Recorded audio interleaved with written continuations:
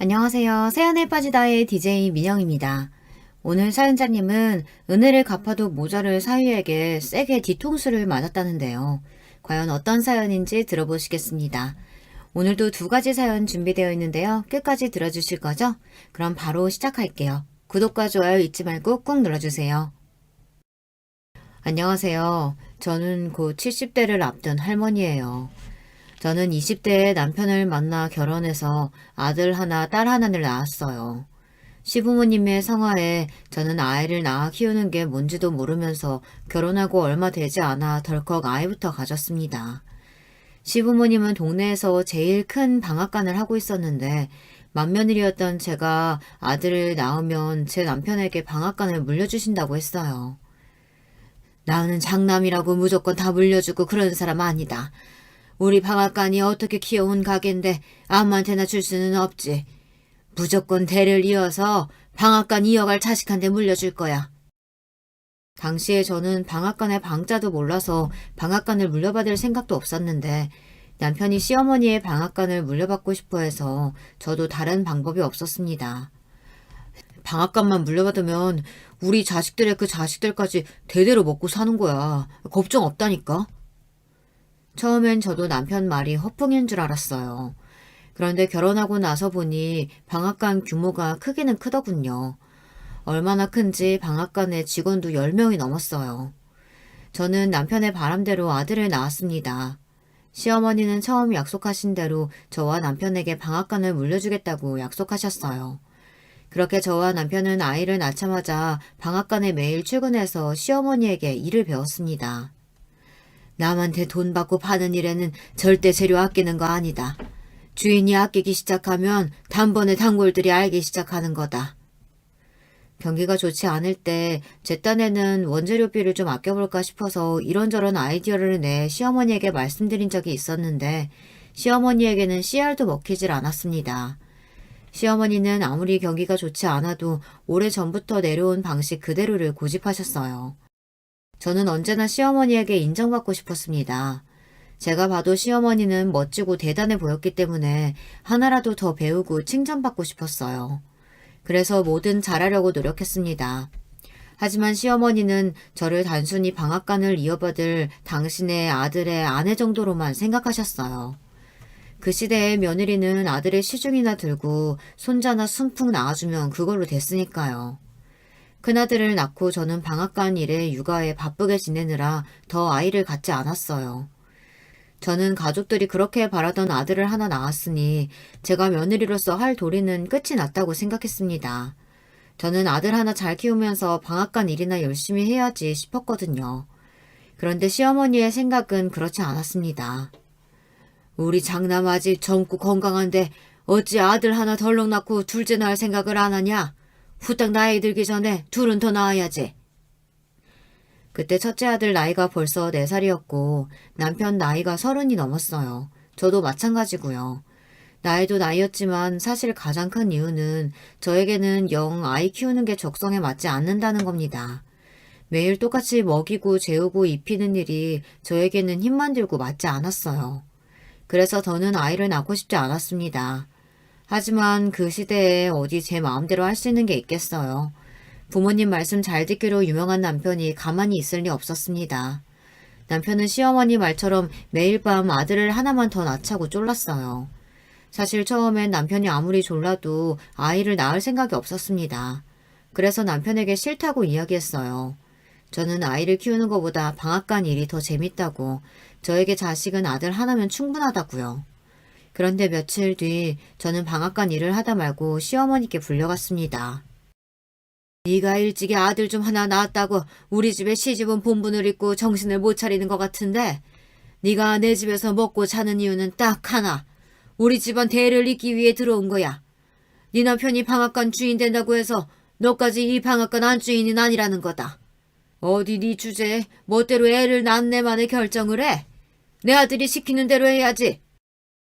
남편이 곳의 시어머니에게 제가 아이를 더는 낳지 않겠다고 했다고 일러 바쳤는지 저는 그날 시어머니에게 끌려가 장장 2시간 동안 호통을 들어야 했습니다. 제가 이 집 며느리인 건 맞는데요. 씨바지처럼 애만 낳아드리려고 결혼한 건 아니에요. 저도 이 집안의 일원으로서 제가 할 일을 하고 싶은 것 뿐이라고요.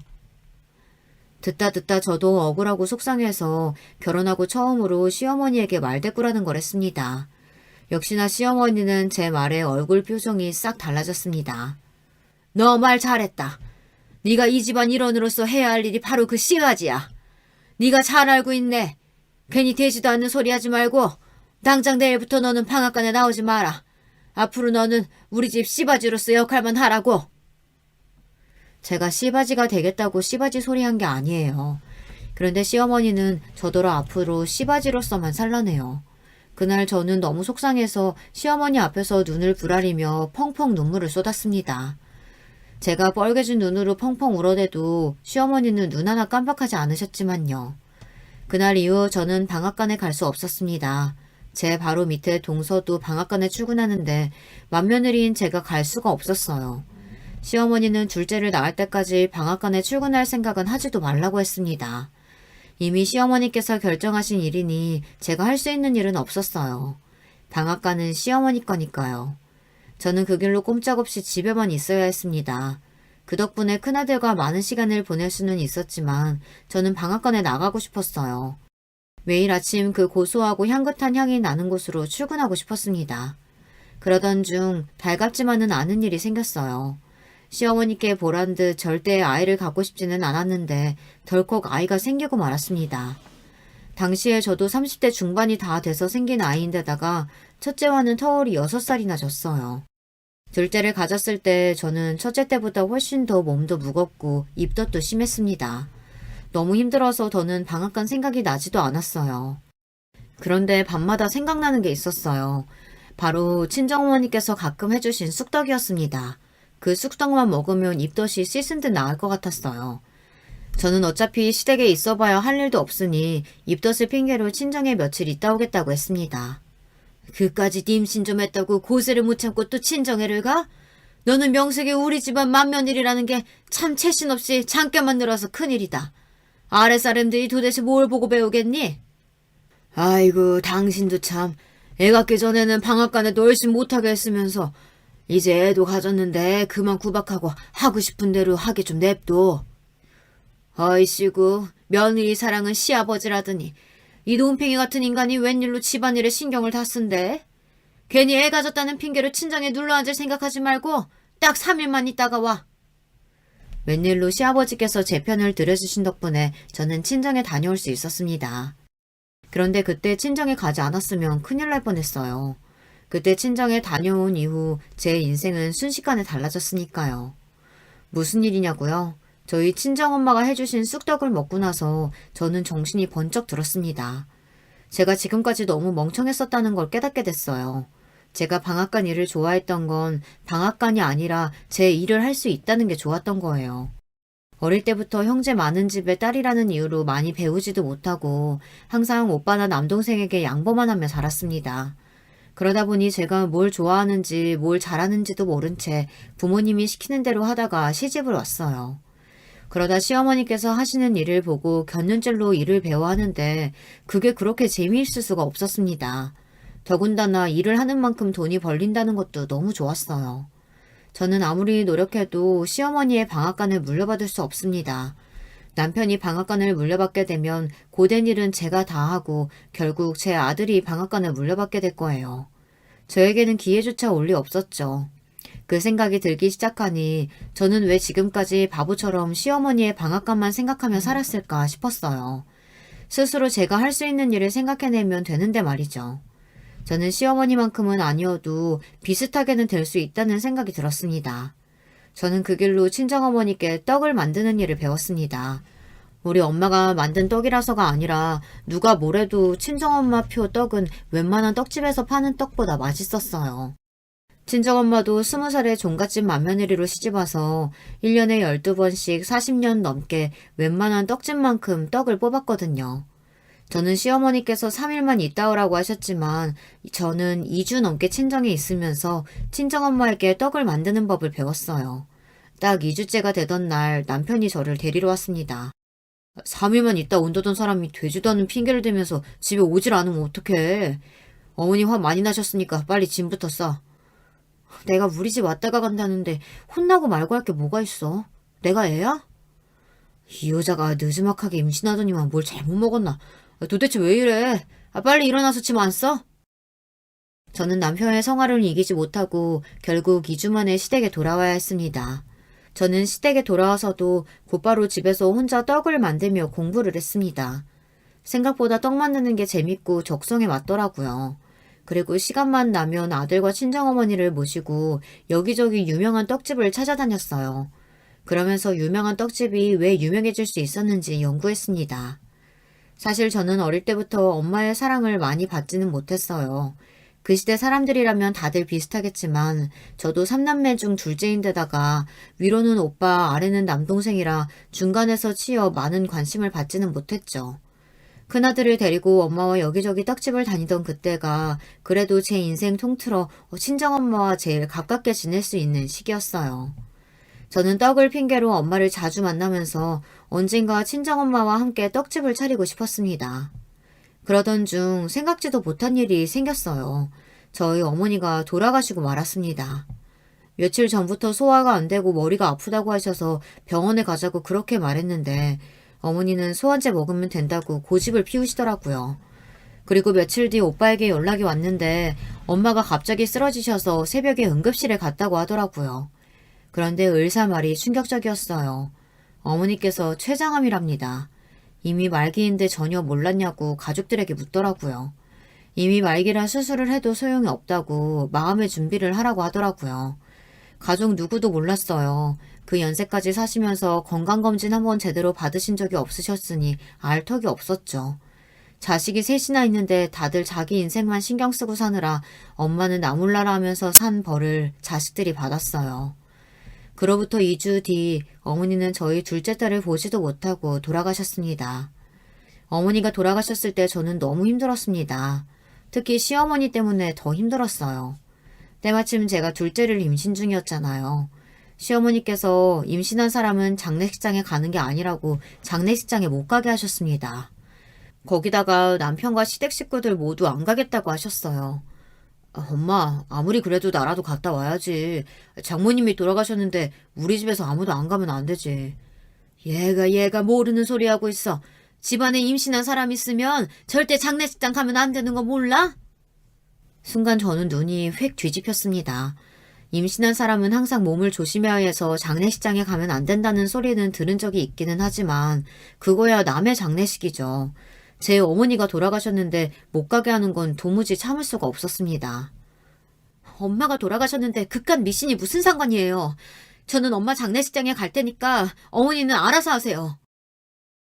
저는 시어머니의 말을 무시하고 집을 나섰습니다.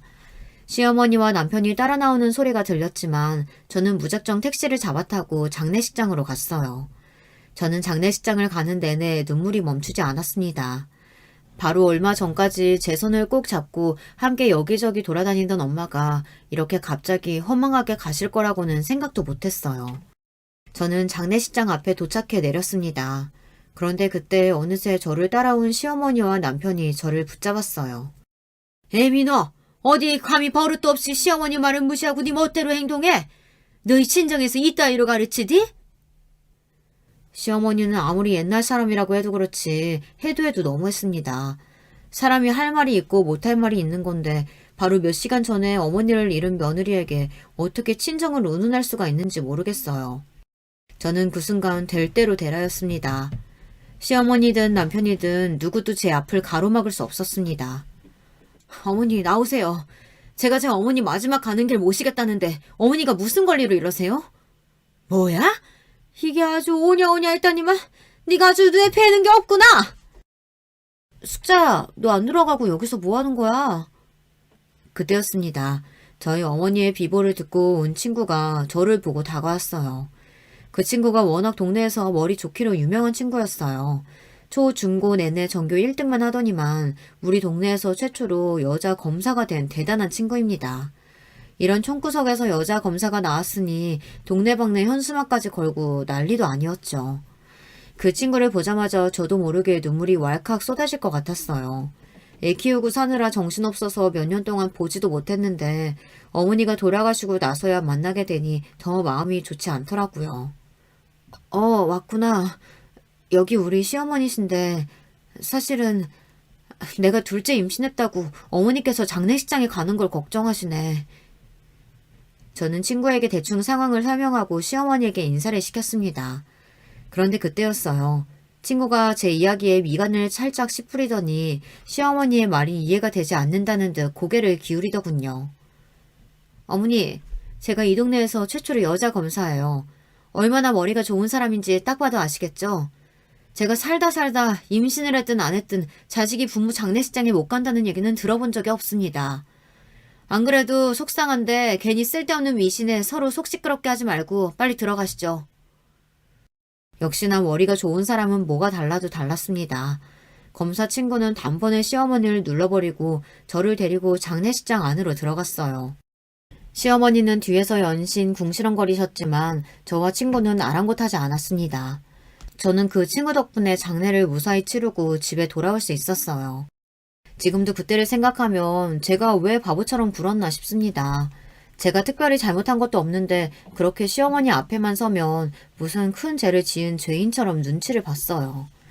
저는 친정어머니가 돌아가시고 나서 더 마음을 굳혔습니다. 떡집을 시작하기로요. 하늘나라에 계신 어머니 보란 듯 떡집을 꼭 성공시키고 싶었습니다. 저는 그날 이후 떡집을 차리기 위해 더 노력에 박차를 가했습니다. 그렇게 떡 만들기로 태교를 하던 중 둘째 아이도 출산했습니다. 둘째는 딸이었어요. 그런데 제가 딸을 낳은 지 얼마 되지 않아 동서도 아들을 출산했습니다. 집안의 모든 관심이 동서의 아들에게로 갔어요. 시부모님은 제 딸에게는 딸이라는 이유만으로 일절 관심도 없었습니다. 시부모님이 그러면 그럴수록 저는 더 승부욕이 생겼어요. 시부모님이 아무리 잘 나가도 그들의 생각이 다 옳지는 않다는 걸 보여주고 싶었습니다. 저는 둘째를 낳고 본격적으로 동네를 다니면서 제가 떡집을 할 만한 가게를 알아보고 다녔어요.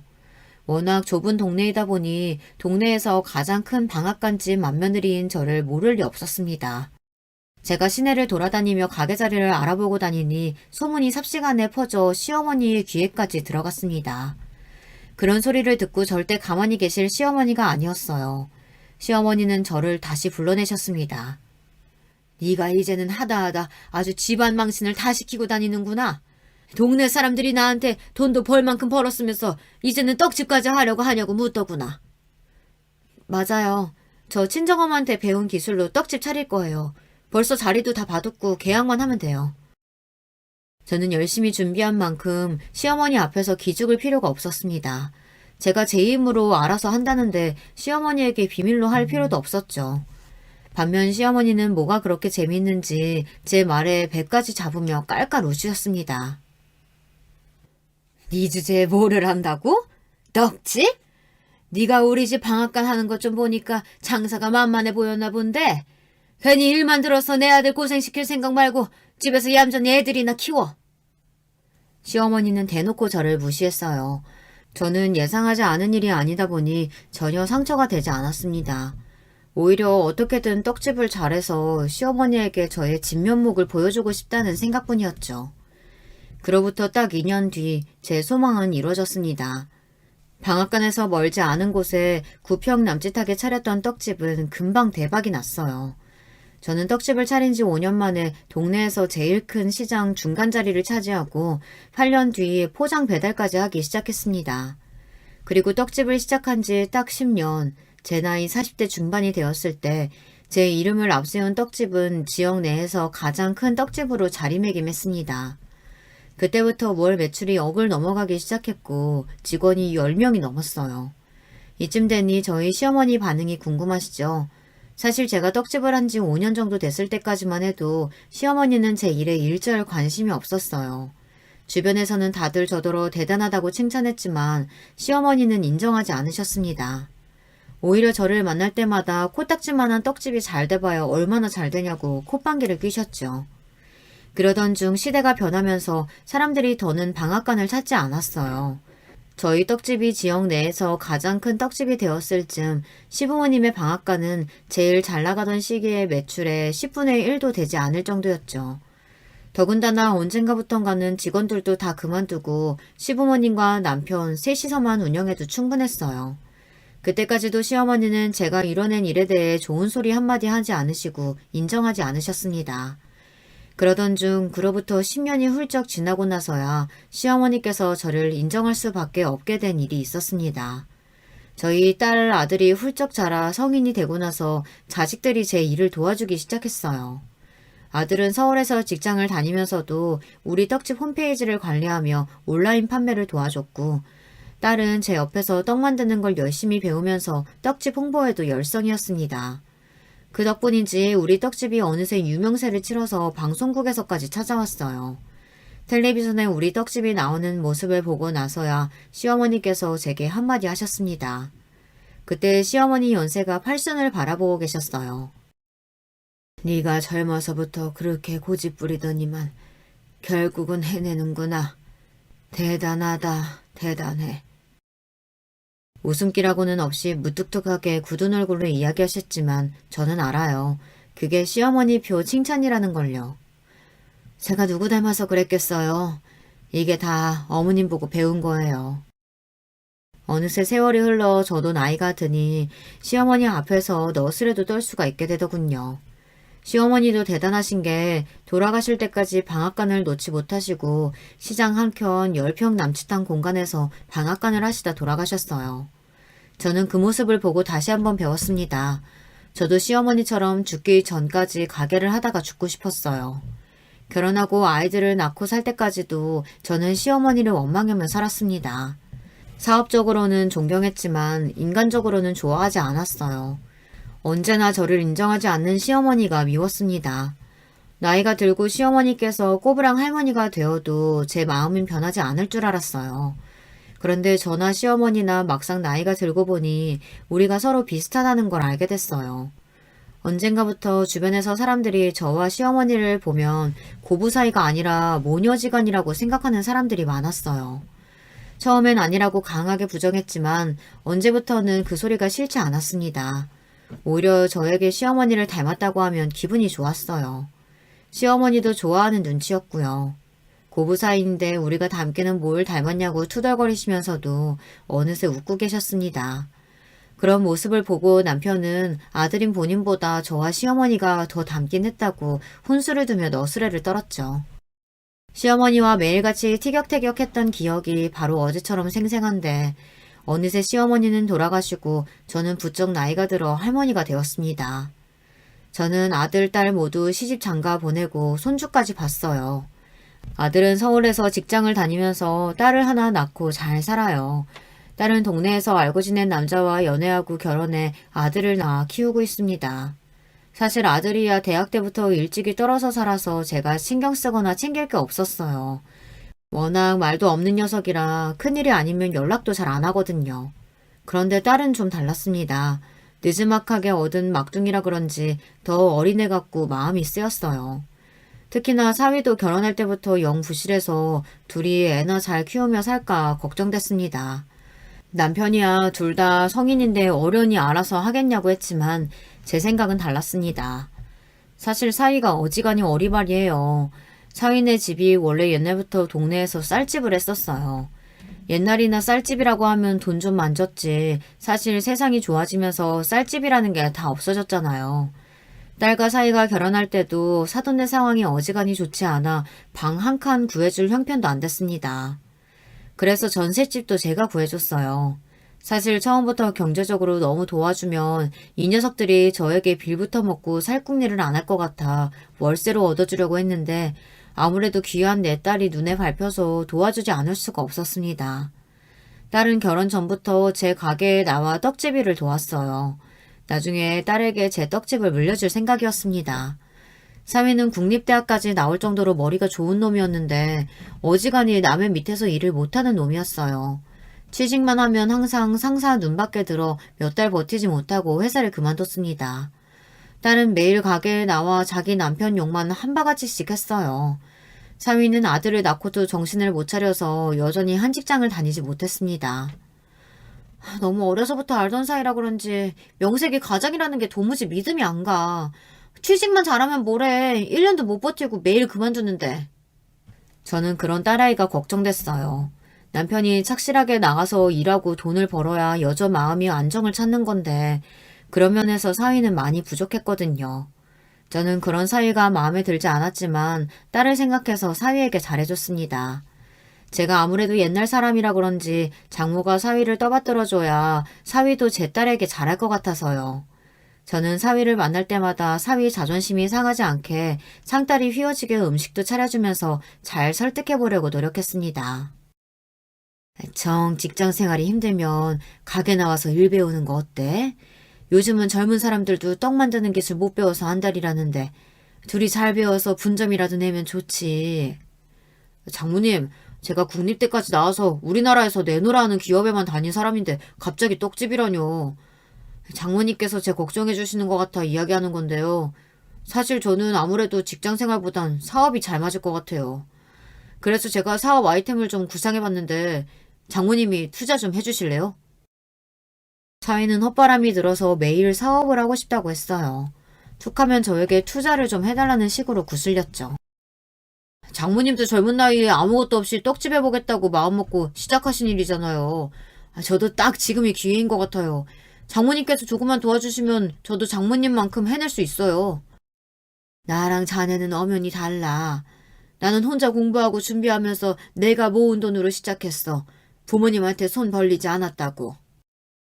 저는 누구보다 사이가 잘 됐으면 좋겠어요. 그래야 내 딸도 행복하게 살 수 있으니까요.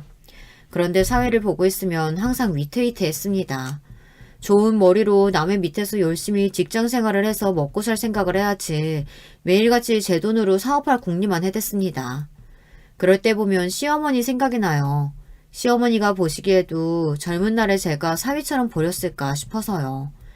아무것도 없으면서 떡집을 하겠다고 오기를 부리던 저를 보며 시어머니도 불안하고 걱정돼 괜히 저에게 모진 소리를 하셨던 걸까 싶습니다.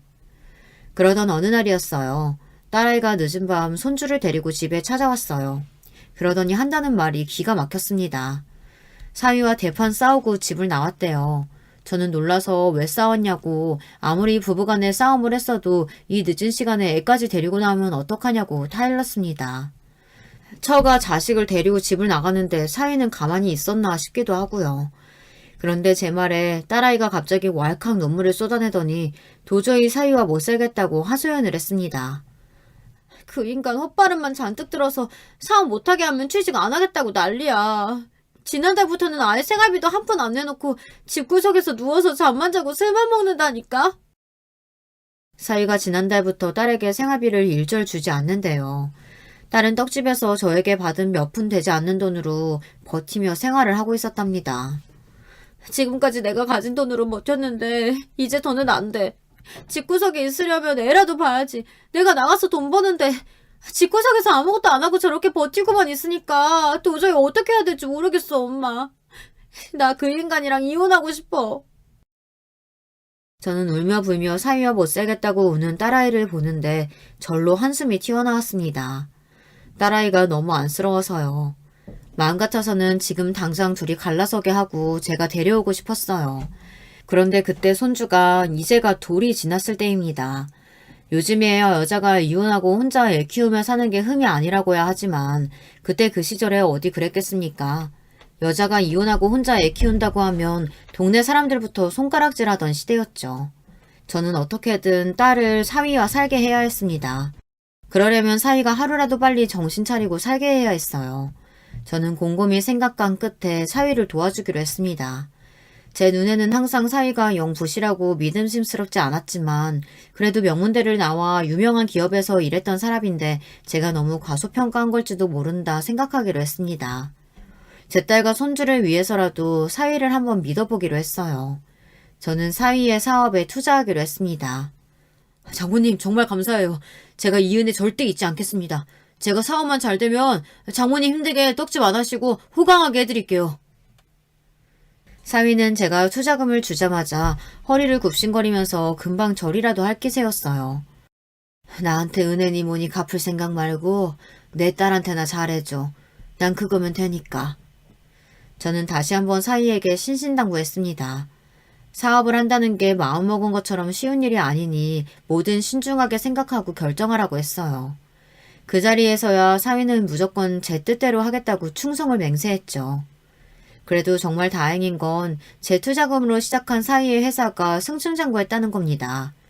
처음엔 사위가 친구랑 둘이 동네에 작은 사무실을 하나 얻어 시작했던 사업이 어느새 건물 통째로 하나가 사위 회사가 됐습니다.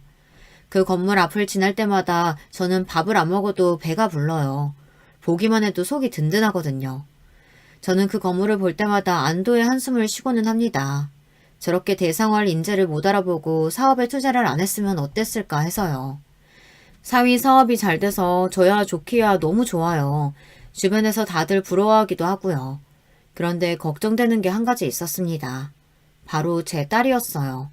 이제 잘 나가는 회사 사모님도 되었으니 마음 좀 편하게 먹고 살아도 될 텐데 자꾸만 떡집에 일하러 나와요.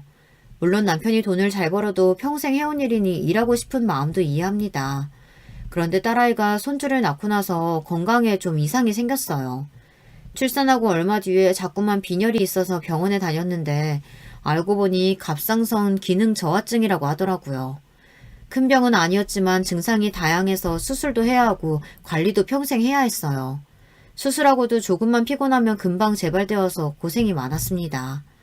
그런 와중에 엄마를 돕겠다고 자꾸 떡집에 나오니 저는 걱정을 안 할 수가 없었죠. 돈이 없어서 생활이 안 되는 것도 아니니 저는 딸이 이제 일은 좀 내려놓고 쉬었으면 하는 마음이 있었습니다. 그런데 딸이 어딘가 좀 이상했어요. 그렇게 걱정하던 남편이 돈도 잘 벌고 손주도 잘 크고 있는데 볼 때마다 애가 기운이 없고 우울해 보였습니다. 저는 그럴 때마다 걱정이 돼서 어디 아픈 거 아니냐고 병원에 가봐야 하는 거 아니냐고 했는데 딸은 괜찮다고만 했어요. 저는 괜찮다는 말이 참 싫습니다. 저희 친정엄마가 매일 그렇게 괜찮다고만 하다가 암인 줄도 모르고 하루아침에 돌아가셨잖아요. 저는 그래서 누가 먼저 말하지 않아도 몸이 조금만 이상하다 싶으면 알아서 병원에 가서 싹 검사를 합니다. 나중에 문제 생기면 결국은 자식들이 다 고생이니까요. 그런 저를 보고 자랐으면서도 딸은 본인 몸을 잘 챙길 줄 몰랐어요. 딸을 보고 있으면 꼭 우리 친정엄마를 보고 있는 것 같았습니다. 항상 본인보다 자기의 아들이나 남편이 먼저였어요. 딸은 매일 새벽같이 떡집에 나오면서도 남편 아침밥을 꼭 차려주고 나와요. 사위가 사장이라 출퇴근 시간도 자유로워서 손주를 유치원에다 데려다줘도 되는데 본인이 꼭 새벽에 나오면서 자는 애를 차에 태워 새벽에 나옵니다. 제 자식이라 그런지 저는 그런 딸만 보면 안쓰러워요. 그러다가 한 번은 접촉사고가 나서 놀란 적도 있었거든요. 저는 걱정이 돼서 딸에게 집에서 쉬다가 천천히 나와도 된다고 하는데도 꼭 고집을 부리면서 새벽에 나와요. 딸에게 이야기를 해봐야 항상 제 생각을 해서 무리를 하니 저는 아예 사위에게 이야기했습니다. 자네, 사업도 이제 자리 잡았는데 이제 가족들 좀 챙기면서 쉬엄쉬엄 일하면 어떤가? 내가 요즘 수영이가 너무 걱정돼서 통 잠을 못 자. 몸도 안 좋은데 그렇게 가게에 나오지 말라고 해도 애가 고집을 피우네. 자네가 수영이한테 이제 좀 집에서 쉬면서 내조나 좀 하라고 이야기해줘. 딸이 제 이야기는 안 들어도 자기 남편 말은 들을까 싶어 사위에게 부탁했습니다. 그런데 사위가 하는 말이 어이가 없었어요. 장모님은 본인 딸이면서 그 사람 성격도 모르세요. 무조건 자기 손으로 다 해야 직성이 풀리는 사람이에요. 그렇게 피곤하게 사니까 그런 이상한 병에도 걸리는 거죠. 저는 순간 제가 말을 잘못 들었나 싶었습니다. 그렇지 않고서야 자기 아내가 아픈데 저딴 소리를 할 수가 없었죠. 물론 제 딸이 고생을 사서 하는 성격이기는 해요. 하지만 제 딸이 그렇게 된 건 사위 책임이 없지 않습니다. 사위가 지금에야 사업에 성공해서 잘 나가고 있지만 바로 몇 년 전까지만 해도 직장도 없이 제 딸에게 빌부터 살았으니까요. 저는 가만히 듣다가 기가 막혀서 사위에게 그게 무슨 소리냐고 호통을 쳤습니다. 자네, 그게 지금 무슨 소린가? 수영이 걔가 애 낳고 혼자 육아하면서 일하느라 고생해서 그런 병에 걸린 거지. 무슨 성격 때문에 걸려? 그때 자네가 조금만 정신 차리고 일하면서 우리 수영이 도와줬으면 그런 병에 안 걸렸어. 저도 사위에게 모진 소리 하고 싶지 않았지만 저도 모르게 화가 나니 마구 말이 쏟아졌습니다. 하지만 제 말이 사실이었어요. 딸내미가 손주 나올 때 사위 녀석이 직장이라는 직장은 다 때려치우고 집에서 백수짓 하느라 내 딸내미가 혼자 고생하다가 병을 얻은 거니까요. 장모님 또 그 소리 하시는 거예요? 그때가 언젠데. 다 지난 옛날 얘기 도대체 언제까지 하실 거예요? 질리지도 않으세요? 사위는 지금 좀 잘 나간다고 지난 일은 아예 없었던 일처럼 굴었습니다. 본인이 바로 얼마 전까지 처자식 고생시켰던 건 까마득하게 잊고 제 딸이 문제가 있는 것처럼 말했어요. 제 사업이 잘 된다고 해서 제가 집에서 애나 보고 있을 수는 없어요. 집안일이야 집에서 노는 사람이 하는 거지. 노는 사람? 지금 자네 수영이더러 하는 소리야? 장모님도 아시잖아요. 그 사람 평생 부잣집 딸로만 살면서 고생이라고는 모르고 살아가지고 조금만 힘들어도 죽는 소리하고 씀씀이도 큰 거요. 저는 사위가 하는 말 하나하나가 다 귀에 거슬렸어요. 사위는 바로 얼마 전 건물을 사기 전까지만 해도 저 정도로 딸아이를 무시하지는 않았어요. 그런데 돈 좀 벌더니만 기고만장해져서는 제 앞에서도 은근슬쩍 제 딸을 하는 일 없는 사람으로 취급했습니다. 더군다나 제가 딸을 오냐오냐 키워서 제 딸이 철이 없다는 식으로 몰아갔어요. 물론 제 딸이 어릴 때부터 고생이라고는 모르고 경제적으로 유복하게 자랐지만 그렇다고 남편이 번 돈 흥청망청 쓰는 애가 아니에요. 사위가 돈 좀 번다고 유세를 부리는 꼴이 더는 보기 싫어 저도 좋게 좋게 넘어갈 수가 없었어요. 자네, 누구 덕분에 그렇게 됐는지 잊었나?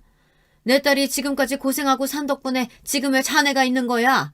나랑 수영이 아니었으면 자네 사업자금 누가 줬겠어? 저 사업 시작할 때 투자금 좀 주셨다고 또 생색내시는 거죠? 아유, 장모님이 이러니까 제가 장모님 앞에서는 무슨 말을 못해요. 사위는 제가 투자금 좀 줬다고 생색낸다고 투덜거리더니만 뒤도 안 돌아보고 집에 가버렸습니다. 저는 사위가 하는 꼴이 마음에 들지 않았지만 제가 더 말해봐야 뭐하겠어요. 다 자기 잘난 맛에 사는걸요. 저는 다 큰 딸과 사위의 일이니 더는 말하지 않기로 했습니다. 저까지 나서봐야 오히려 더 문제만 생기는 것 같아서요. 저는 다른 건 바란 게 없어요.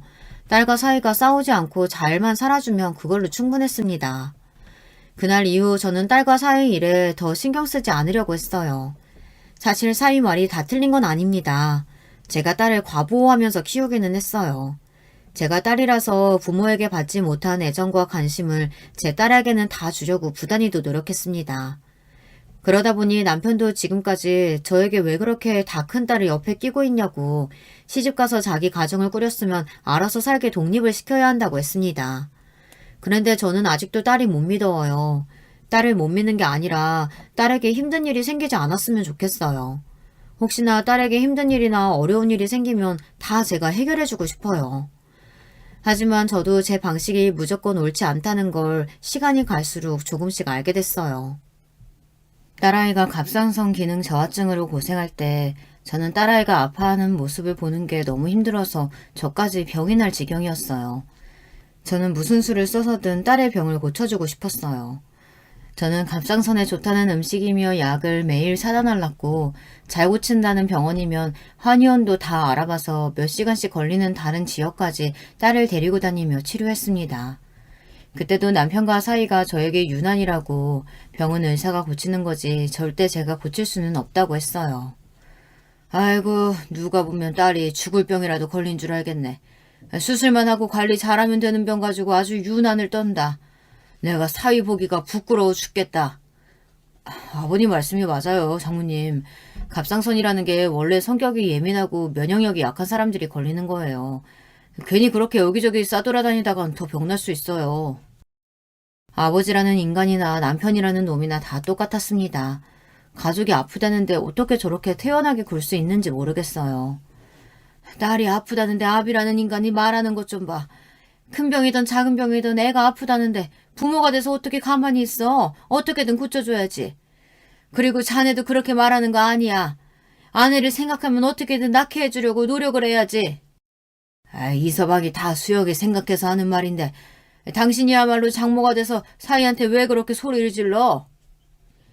남편이라는 인간은 평생 도움이 되질 않았어요. 사위가 처음에 장가와서 제대로 된 직장도 없이 딸 고생시킬 때는 무슨 저런 애한테 딸을 시집 보내느냐고 노발대발 하더니만 사위가 사업이 잘 되기 시작하자마자 아주 사위 쪽으로 착 붙어서는 자기가 낳은 딸보다 사위 편을 들었습니다. 그런데 그때 일이 좀 있었어요. 저는 딸을 생각해서 유명하다던 한의원에서 약을 지어다 먹였는데 그 약이 딸이 치료를 받으며 먹는 약과 잘 맞지 않았는지 딸이 한 달 사이에 10kg가 찌고 말았습니다. 몸이 아파서 잘 먹지도 못했는데 약 부작용으로 몸이 부어서 완전히 다른 사람이 되어버렸죠. 그때 찐 살을 빼고 원래 몸으로 돌아오는데 몇 달이나 걸렸어요. 그러게 다 큰 자식 병원에서 알아서 치료받게 놔두라니까. 무식한 예편이가 괜히 나서서 일을 키워. 남편은 유난 떨다가 결국은 사고 칠 줄 알았다며 저에게 난리를 쳤어요. 수영아, 엄마가 너무 미안해. 엄마는 아는 사람이 그 한의원에서 지은 약 먹고 갑상선 저하증이 씻은 듯이 싹 좋아졌다길래 그 말을 철석같이 믿었지 뭐야. 제가 늙기는 늙었나 봐요. 얼마 전까지만 해도 한 번 들으면 금방 외울 정도로 정신이 말짱했고 젊은 사람들 말도 척척 알아들었는데 어쩌다가 이런 바보가 됐는지 남의 말만 믿고 딸애를 사지로 내몰았어요. 그나마 약 부작용이 몸이 붓는 거길래 망정이지 혹시나 갑상선 수치가 올라가기라도 했으면 정말 큰일 날 뻔했습니다. 엄마 괜찮아. 나도 잘 알아보지도 않고 좋다고 먹었는데 뭘. 안 그래도 운동하려고 했었는데 이 기회에 운동이나 좀 열심히 하지 뭐. 안 그래도 애 낳고 찐살 안 빠졌다고 매일 징징거렸는데 거기서 10kg가 더 쪘으니 저 살을 다 언제 뺀대. 남편이고 사위고 하는 말이 다 듣기 싫고 거슬렸지만 제가 지은 죄가 있으니 찍소리도 할 수 없었습니다. 그 이후로 딸 일에 관해 오지랖을 부리지 말아야지 다짐하고 또 했는데도 이게 생각처럼 쉽지가 않더군요. 딸한테 무슨 일만 생겼다 하면 가만히 있을 수가 없었어요. 그러던 어느 날이었어요. 웬만하면 딸내 일에 신경 안 쓰려고 몇 달 거리를 두고 지냈습니다. 제가 참견 안 해도 저보다 똑똑해도 훨씬 더 똑똑한 젊은이들이 어련히 알아서 할까 싶어서요.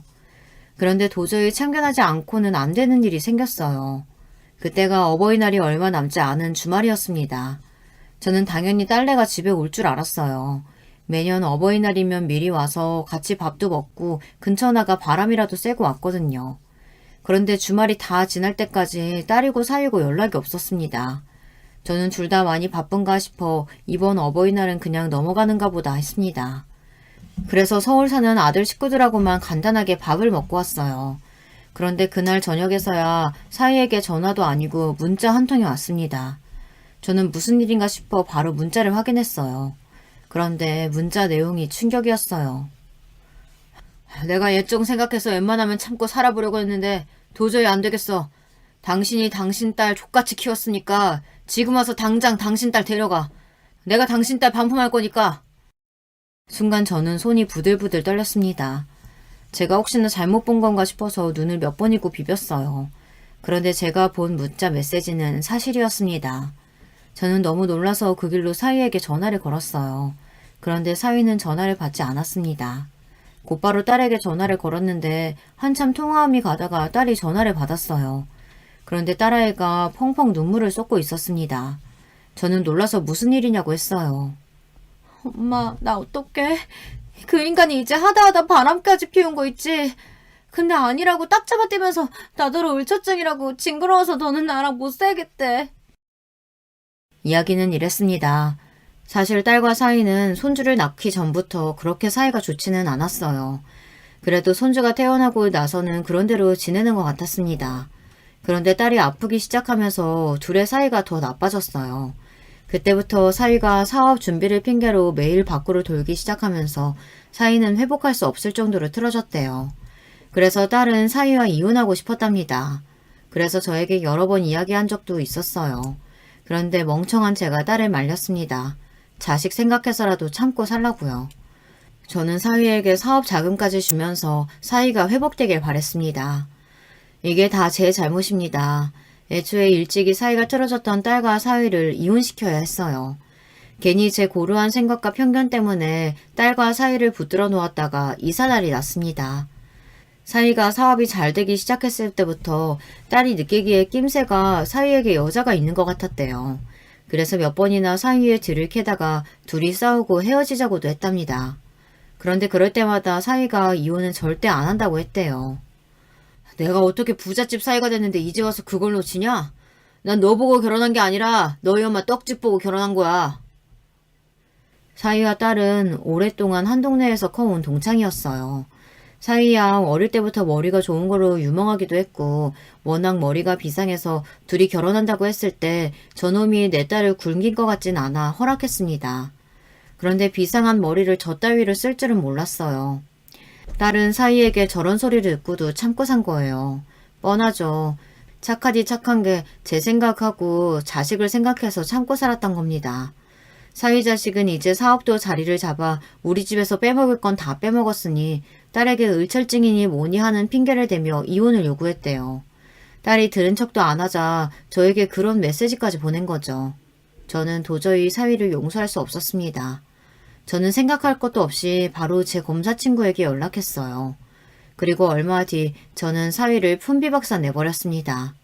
제가 지금까지 사위가 하는 꼴이 예뻐서 참은 게 아니에요. 다 딸을 보고 참은 겁니다. 그런데 이제 더는 그럴 필요가 없었어요. 우리 동네 최초이자 유일한 여자 검사인 제 친구가 제 이야기를 듣고 사위를 아주 탈탈 털어줬어요. 그 친구도 진작 퇴직해서 편하게 연금 받으며 놀고 있었는데 제 이야기에 곧바로 후배들에게 연락해 저를 도와줬습니다. 저야 늙고 무식해서 사위가 무슨 일을 하고 다니는지 잘 몰랐는데 알고 보니 사위가 하는 짓이 순진한 사람들 등골 빼먹는 짓이더라고요. 사위는 소액 주주들을 모아 장외 주식 투자로 고수익을 내주겠다고 속여서 수십억을 벌어 빼돌리고 계속해서 신규 투자자들을 모아 기존 투자자들에게 수익을 지급하는 방식으로 사기를 치고 있었더라고요. 그딴 걸 사업이라고 지금까지 하고 있었습니다. 곧바로 영장이 발부되고 사위는 조사를 받았어요. 친구 말이 사위 재질이 무서워서 무조건 형을 살게 될 것 같다고 하더군요. 그런데 얼마 뒤 믿기지 않는 일이 벌어졌습니다. 사위 자식에게 전화가 왔어요. 저는 안 받으려다가 무슨 일인가 싶어 전화를 받았습니다. 그런데 그 자식이 하는 말이 가관이었어요. 장모님 친한 친구분 중에 부장검사까지 하신 분 있으셨죠? 제가 좀 힘든 일이 생겨서 그런데 그분 도움 좀 받을 수 있을까요? 저는 웃음이 빵 하고 터져버렸습니다. 사위는 제가 제보한 일인 줄도 모르고 저에게 도움을 요청하려고 전화한 거더군요. 미친놈. 사기꾼 새끼가 그렇게 머리가 안 돌아가서 어떻게 사기를 쳤대? 네 회사 망하게 한 게 바로 나다 이 새끼야. 이번 일은 맛보기고 내가 너 남의 돈으로 룸사롱 다니면서 바람 피우고 다닌 증거까지 싹 다 가지고 있으니까 기대해. 감옥이 어떻게 생겼나 구경하면서 내 딸한테 보낼 위자료랑 양육비도 준비하고. 사위는 저에게 그게 무슨 말이냐며 허둥거렸지만 저는 전화를 끊어버렸어요. 더는 그 더러운 목소리 듣고 싶지도 않았어요. 사실 저는 진심으로 딸의 행복을 바랬습니다. 제가 생각한 딸의 행복은 가정을 이루고 안정적으로 사는 삶이었어요. 그런데 그 기대감이 산산이 깨져버렸다는 걸 알았을 때 저는 딸아이의 행복을 비는 것보다 제 딸을 아프게 한 놈을 망하게 해서 제 딸 앞에 무릎을 꿇리기로 했습니다. 거지 같은 사회는 현재 회사 일과 이혼 소송 중이라 바빠요. 그런 와중에도 저에게 전화하고 떡집까지 찾아오기까지 합니다. 제발 좀 도와달라고요. 사실 저는 사위 새끼를 절대 봐줄 생각이 없기에 본 척도 하지 않았어요. 그런데 딸아이 생각은 좀 달랐습니다. 사위와 이혼은 하고 싶은데 아이 아빠가 감옥에 가는 모습까지 보고 싶지는 않답니다. 저에게 사위를 도와주라는 이야기겠죠. 딸에게는 쓸데없는 소리 하지 말라고 엄포를 놓았지만 사실 저는 고민이에요. 지금까지 제가 딸을 위한답시고 살았지만 항상 제 뜻대로 해서 잘된 일은 없으니까요. 여러분이라면 어떻게 하시겠어요? 이대로 사위를 감옥에 가게 하는 게 맞을까요? 혹여나 나중에 딸과 손자에게 원망을 듣게 된다면 제가 감당할 수 있을까요? 현명한 여러분들께서 저에게 응원과 조언의 댓글을 좀 남겨주세요. 여러분의 의견이 저에게 많은 힘이 될 것 같습니다.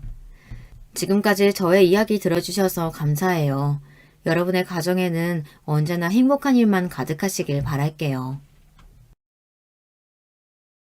여러분, 두 번째 사연 시작하기 전에 좋아요, 구독 꼭 눌러주실 거죠? 그럼 두 번째 사연 바로 시작합니다. 안녕하세요. 저는 40대 초반에 벌써 대학생인 딸아이가 있는 20년차 주부입니다. 대학생 때 만난 남자친구와의 사이에서 아이가 생겨 대학도 졸업 전에 급하게 결혼식만 올리고 딸아이를 키우느라 정신없이 살다 보니 어느새 나이만 먹었네요. 저와 남편은 둘 다 법대생이었습니다. 학교는 달랐지만 스터디 모임에서 만나 하라는 공부는 안 하고 눈이 맞아버렸죠. 그래도 다행이었던 건 제가 임신 사실을 알았던 당시에 남자친구는 사법고시에 합격한 상태였어요. 물론 저는 대학도 졸업 전이었고 시험도 보지 않은 상태라 불안감이 있긴 했지만 그래도 지금 당장은 뱃속에 있는 아이가 먼저라는 생각만큼은 확고했습니다.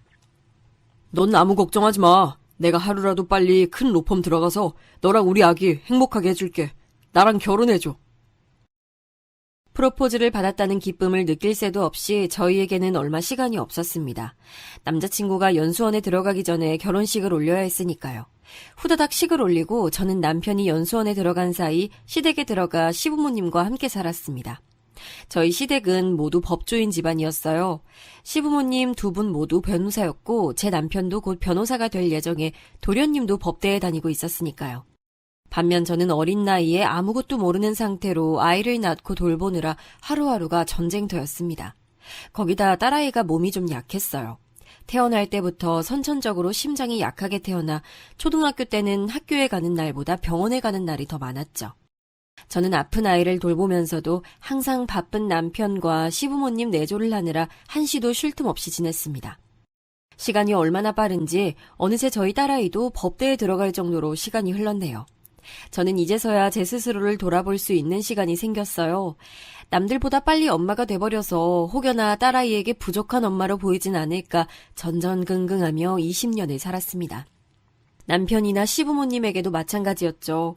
그렇게 20년을 넘게 살았으니 엄마로서나 아내로서는 누구보다 베테랑이라 자부할 수 있었지만 정작 제 이름 석자를 걸고 회사에 다녀본 적도 없었고 남들 다 하는 그 흔한 아르바이트도 한번 해본 적이 없더군요. 그런데 안 그래도 심란한 제 마음에 불을 지피는 사건이 일어났습니다. 제게는 저와 동갑인 도련님이 한 명 있었습니다. 도련님은 40을 훌쩍 넘겨서도 일만 하느라 결혼을 하지 않았어요. 그런데 어느 날 갑작스레 결혼하겠다며 웬 여자를 데리고 왔더라고요. 안녕하세요. 처음 뵙겠습니다. 오수진이라고 합니다. 어머! 너? 이진용 아니니? 우리 도련님 여자친구가 오수진 너였어? 이게 얼마만이야? 너 학교 그만두고 처음 보는 거니까 20년도 넘었네? 어떻게 이렇게 만나니? 너무 반갑다. 세상이 아무리 좁다고 해도 그렇지 글쎄 도련님이 데리고 온 여자친구가 바로 제 대학 동기더라고요. 시부모님께서도 대학 동기라는 이야기에 바로 둘이 친했냐고 물으셨어요. 친구 사이끼리 동서지간이 되면 너무 좋겠다면서요. 시부모님의 말씀에 수진이는 곧바로 저와 친했다고 대답했지만 사실 제 생각은 좀 달랐습니다. 수진이는 정말 기억이 나지 않아 그렇게 대답한 것인지는 몰라도 저는 아무리 다시 생각해봐도 우리 둘은 전혀 친한 사이가 아니었거든요. 오히려 사이가 안 좋은 편이라면 안 좋은 편이었죠. 둘 다 대학 때 주변에 친구도 많은 편이었고 교수님들에게도 예쁨을 많이 받던 편이라 은근 알게 모르게 둘 사이에 신경전이 좀 있었습니다. 물론 제가 사고를 쳐서 대학을 졸업도 하기 전에 결혼식부터 올렸으니 믿지 않으실 수 있지만 사실 지금의 남편을 만나 불꽃이 튀어 아이를 가지기 전에는 대학생활 내내 미팅 한 번, 클럽 한 번 가본 적 없을 정도로 성실하게 공부만 한 타입이었거든요. 사실 저와 수진이가 처음부터 사이가 안 좋았던 건 아니었어요. 대학 때 일입니다. 함께 과제 준비를 한 적이 있었는데 당시 제가 생각했던 수진이의 이미지와는 달리 막상 함께 과제를 하다 보니 은근 얄미운 타입이더군요. 모임 때마다 미리 자료조사도 해오지 않고 하는 거라고는 없이 몇 시간 동안 수다만 떨고 친구들 험담만 하는 걸로 모자라서 아직 회의가 끝나지도 않았는데 항상 여기저기 선배들에게 전화를 걸어 술 약속을 잡더니 결국은 바쁘다며 제멋대로 가버리기 일쑤였습니다. 결론적으로 과제 준비는 하나도 참여한 게 없었어요. 그래놓고 조원들이 다 준비해 놓으면 그제서야 본인이 너무 한 게 없다면서 보답으로 발표하겠다며 헛소리를 하더군요. 저와 함께 과제를 할 때뿐만이 아니라 다른 아이들과 할 때도 항상 그런 식으로 해온 것 같았어요. 그런데 오수진 주변에는 워낙 대단한 선배들이 많아서 족보도 잘 구하고 선배들도 많이 소개해주고 그래서 그랬는지 아이들이 은근 싫은 소리를 못하더라고요. 그런데 저는 그런 부분에 있어서 잘 참고 좋게 넘어가는 편이 아니었어요. 말을 마음에 담아두지 못하는 성격이었죠. 그렇게 미안했으면 어제라도 밤새워서 자료조사라도 했어야지. 이제 와서? 마치 네가 다 준비한 것처럼 발표를 하겠다고? 말했잖아. 어제는 몸이 너무 안 좋았다니까? 그리고 솔직히 우리 조원 중에 내가 발표 제일 잘하잖아. 저번 모의 토론 때 점수도 내가 제일 좋았던 거. 기억 안 나? 이번 과제가 모의 토론도 아니고 네가 조사한 내용도 아니잖아. 아무리 말을 잘해도 준비도 안 된 상태에서 무슨 발표를 한다고 그래? 그러다 발표 망치면 네가 책임질 거야? 와, 너? 네가 조사 좀 많이 했다고 되게 생색낸다. 그래, 그럼 발표도 잘난 네가 다 하면 되겠네. 완전 잘난 척 오지네. 짜증나. 네가 다 해먹어라. 그뿐만이 아니었어요. 조언이었던 애들 앞에서 제가 자신에게 싫은 소리 좀 한 거에 기분이 상했는지 그때부터는 아예 저를 대놓고 싫어했어요. 제가 뭐만 하면 꼬투리를 잡고 자신과 친한 애들과 무리지어 다니며 은근 비아냥거리더라고요. 그리고 문제는 그뿐만이 아니었습니다. 어느 날 갑자기 교수님께서 저를 부르시더라고요. 교수님, 제가 그런 거 정말 아니에요. 제가 선배 중에 아는 사람도 없는데 족보를 어디서 구했겠어요. 네가 돌린 족보라고 벌써 소문이 났던데 자꾸 아니라고 잡아댈 거야? 나중에 한 일이긴 하지만 족보를 돌린 건 오수진이 한 일이었더라고요. 일부러 저에게 덮어 씌운 것인지까진 확실하지 않았지만 어쨌든 제가 하지도 않은 일을 가지고 교수님께 불려간 것도 모자라 저는 그 교수님 수업에서 최고 낮은 학점까지 받았습니다. 그러니 절대 잊으려 해도 잊히지 않았죠. 그런데 그런 애와 동서지간이 될지도 모른다뇨.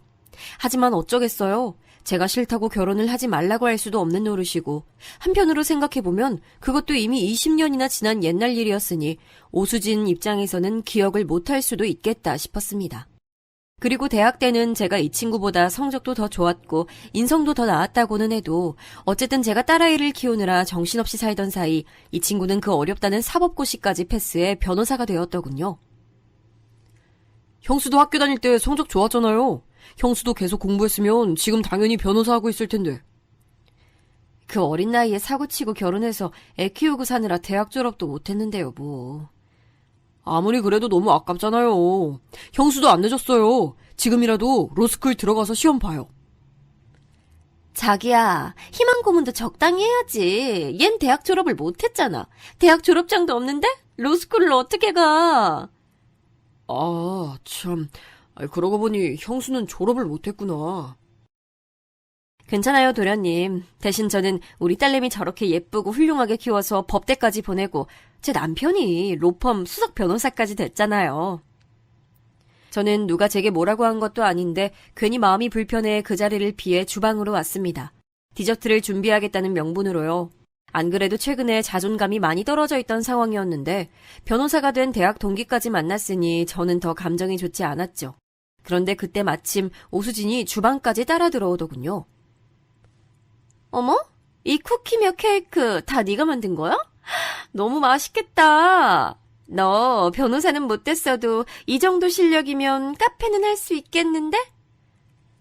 딸아이가 어릴 때부터 몸이 약해서 먹는 게 예민했거든. 그래서 집에서 항상 만들어 먹이다 보니 이제 웬만한 건 다 내가 만들어. 네가 20년 동안 열심히 법대생 만들었다는 그 딸. 걔가 몸이 좀 아팠나 봐? 수술도 하고 많이 힘들었을 텐데 워낙 성실하느라 공부도 열심히 잘 따라와 줬어. 근데 딸도 그렇고 네 남편도 그렇고 그게 뭐 네가 잘해서 된 거니? 다들 알아서 열심히 해서 본인들이 이뤄낸 거지.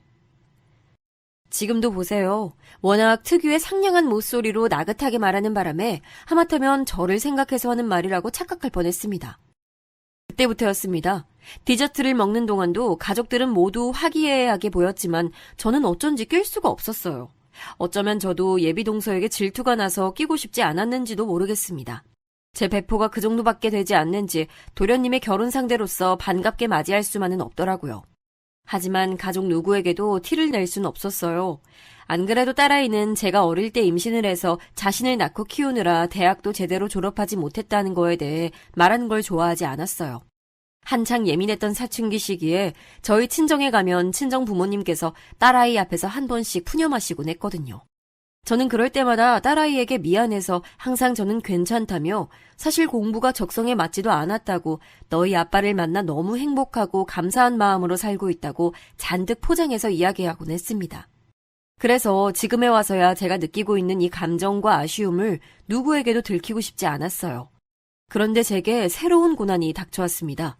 그 고난은 바로 제 동기이자 동서지간이 될지도 모를 오수진 그녀였죠. 처음 인사를 왔던 날 저를 은근히 무시했다고 생각했던 제 촉이 역시나 틀리지 않았더군요. 어느 날이었습니다.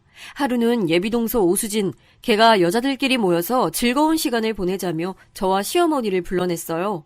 영화도 보고 맛있는 것도 먹자면서요. 저희 도련님을 많이 좋아하긴 하는지 저희 시어머니에게 잘 보이고 싶어 하는 것 같았어요. 영화도 미리 예매해놓고 식당도 예약해두었더라고요.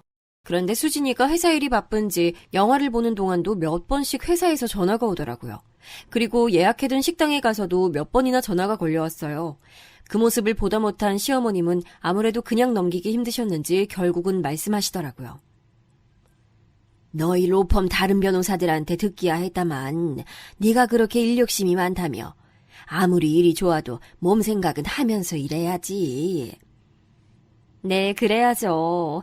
근데 아직은 일이 너무 재밌어서요. 한 살이라도 어릴 때 하나라도 더 많은 케이스를 경험해봐야 나중에 개소에서도 잘할 수 있을 것 같아서요. 예비동서는 아무래도 시어머니나 시아버지께서 모두 같은 변호사셨으니 누구보다 자신의 입장을 이해해 줄 거라 생각한 것 같았지만 사실 저희 어머님은 변호사 생활을 하시면서도 아들들을 살뜰히 키워내신 슈퍼맘이셨습니다. 그리고 항상 일보다는 가정이 먼저라 말씀하실 정도로 아들들을 사랑으로 키우셨죠. 그래서 제가 딸아이를 키울 때도 시어머니는 언제든지 일하고 싶다면 뭐든 도와줄 테니 말만 하라고 하셨어요. 하지만 아이가 자라면서 많이 아팠으니 제게는 그럴 여유가 없었지만 말입니다. 안 그래도 내가 한번 얘기하려고 했었는데 네 나이도 있고 아이 가지려면 지금부터 몸 관리 잘해야 해. 아이요? 저는 제 나이도 나이지만 사실 아이를 낳겠다는 생각까지는 아직 안 해봐서요. 어머? 아이 그게 무슨 소리야. 부부한테 아이가 얼마나 중요한데 아직 생각을 안 해봤으면 지금부터라도 꼭 다시 해봐. 우리 아들은 아기 되게 좋아해. 순간 얼굴이 창백해진 수진이의 표정을 보자 저도 좀 안 됐다 싶었습니다. 어머님과 생각이 당연히 다를 수 있는 건데 결혼도 하기 전부터 아이 얘기부터 들었으니 마음이 좋지 않을 것 같았죠. 저는 애써 분위기를 수습해보려 어머님이 좋아하시는 와인을 한 잔 시켰습니다. 아유, 우리 큰며느리는 언제 봐도 참 센스가 있어.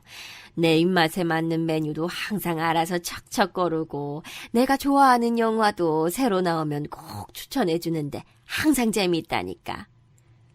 어머님이랑 제가 같이 산 세월이 얼만데요. 벌써 20년이 넘었는데 그 정도는 알고 있어야죠.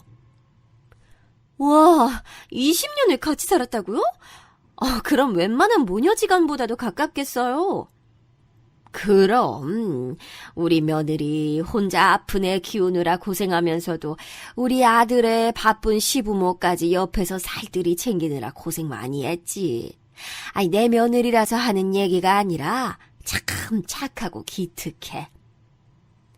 어머, 두 분 사이에 끼려면 제가 노력 많이 해야겠어요. 어머님, 저도 잘할게요. 많이 예뻐해 주세요. 아유, 그런 게 어디 한순간에 되니? 우리가 2년이면 너랑 내 아들이 부부가 돼서 단란한 가족 만들어 잘 사는 모습 보여주면 자연스레 한 식구 되는 거지.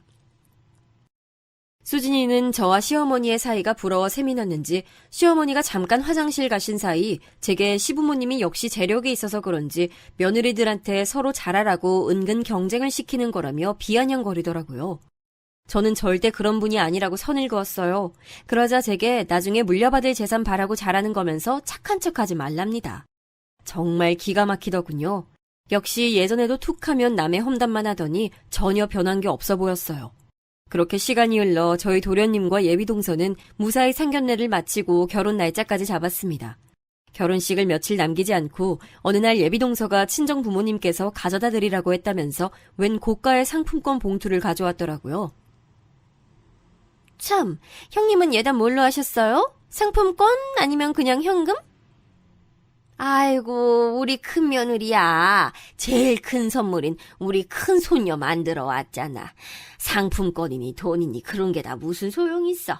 우리 손녀가 최고지. 아무리 그래도 요즘 세상에 어떻게 맨몸으로 시집을 와요.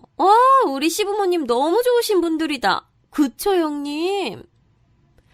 어머니 앞이라고 꼬박꼬박 말은 높이고 있었지만 저번처럼 은근 저를 무시하는 행동은 여전했습니다. 이쯤 되니 저와 한번 해보자는 건가 싶었죠. 아마도 저번 일 때문에 더 심해진 것 같았어요.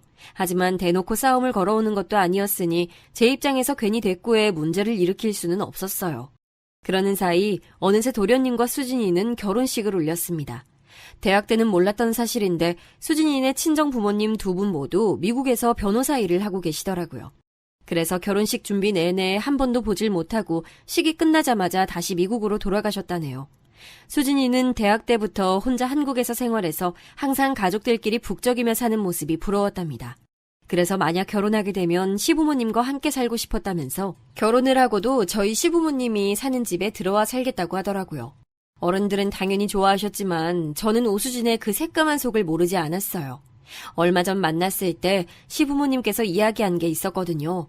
평생 변호사 생활을 하시며 바쁘게 사셨으니 은퇴하고 나면 미리 사둔 시골 별장에 내려가서 소일거리나 하며 한가로이 살 거라고 하시면서 그 전까지만이라도 자식들과 손주들과 북적거리며 살고 싶다고 하시더라고요.